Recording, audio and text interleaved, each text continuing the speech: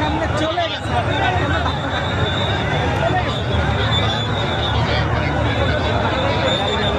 মানিক মে Avenue থেকে যে শেষ বিদায় নিয়ে যাচ্ছেন।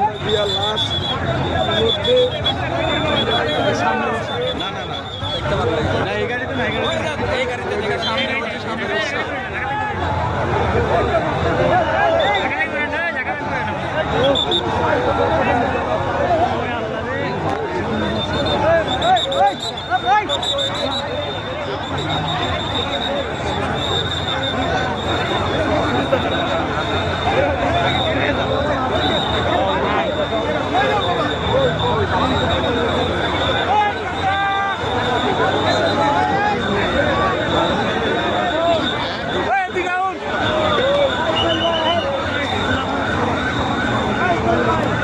আপনারা দেখতে পাচ্ছেন কিন্তু লাশবাহীর গাড়ির সাথে জনাব তারেক রহমান কিন্তু পিছনে যে লাল গাড়িটি রয়েছে সেই গাড়িতে কিন্তু সে বসা আছে।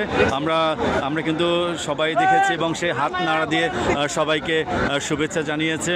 এবং পিছনে যে গাড়িটি দেখতে পাচ্ছেন এই গাড়িটিতে মূলত তার ফ্যামিলির যে লোকজন রয়েছে তারা কিন্তু এই গাড়িতে বসা আছে।